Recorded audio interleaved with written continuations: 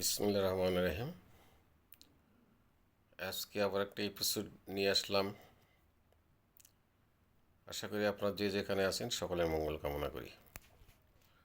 তো আজকে যে বিষয়টা বলবো, যেটা আমাদের নতুন প্রধানমন্ত্রী মাননীয় তারেক রহমান অনেক দিন পর একটা জাতির জন্য, জনগণের জন্য, দেশের জন্য সুসংবাদ দিলেন। তবে এটা আরও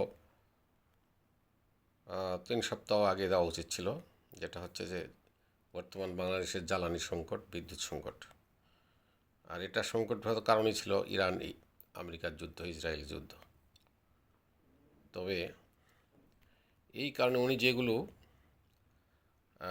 কথাগুলো বলছেন বা যেটা উনি মেনে চলতে বলছেন, এটা আসলে সুসংবাদ জাতির জন্য, দেশের জন্য, এবং অর্থনৈতিকভাবে বাংলাদেশ লাভবান হবে।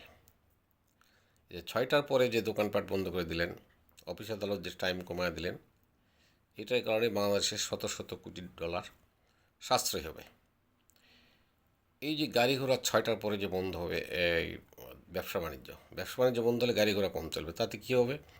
রাস্তাঘাটে ধুলাবালি হবে না, রাস্তাঘাট ভাঙবে না, মানুষের ব্যয় কমবে, হ্যাঁ, এবং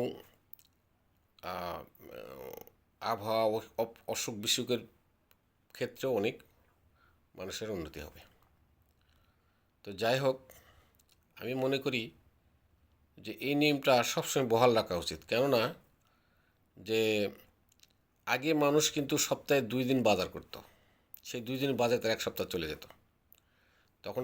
তখন ফ্রিজ ছিল না, বা খাবার জিনিস সংরক্ষণ রাখার কোনো ব্যবস্থা ছিল না, শুধুমাত্র পাতিলে করে গরম করে রাখতো, যেগুলো 2 দিন 3 দিন ধরে খাবে।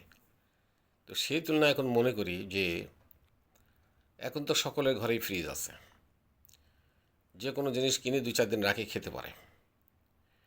তো বাংলাদেশে যদি শহরে 3 দিন, সর্বোচ্চ 3 দিন মার্কেট খোলা রাখে, তাহলে দেশের জন্য শত শত কোটি বিলিয়ন ডলার সাশ্রয় হবে, রাস্তাঘাটে টিকসই হবে, এবং জনগণের হাতে পয়সা থাকবে, সুস্বাস্থ্য হবে, এবং দেশে কোনো রোগ হবে না। এই রোগ বালাই না হলে গভর্নমেন্টের ওষুধ বা স্বাস্থ্য চিকিৎসা ক্ষেত্রে অনেক টাকা সাশ্রয় হবে।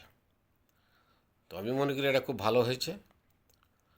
সরকারকে ধন্যবাদ জানাই। আর যদি পারেন, আমি বলবো ক্ষুদ্র মানুষ হিসাবে আপনার প্রতি অনুরোধ, সরকারের প্রতি অনুরোধ, যে এই আইন কানুনটা বহাল রাখা হোক।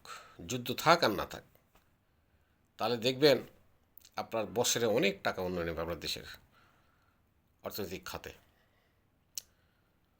তো আশা করি ক্ষুদ্র মানুষের উপদেশটা সরকার মেনে চলবেন, দেশ ও জাতির সুখের স্বার্থে, ভালো রাখার স্বার্থে, আমার স্বার্থে নয়, আপনার স্বার্থেও নয়।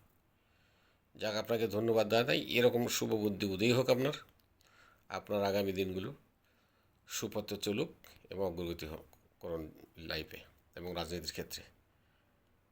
তো এই বলে এপিসোডটা শেষ করতেছি। তবে সকলের প্রতি আমার, যারা দর্শক এবং শ্রোতাবৃন্দ আছেন, সকলের একটু শেয়ার দেবেন, লাইক দেবেন, যাতে সকলে জানতে পারে।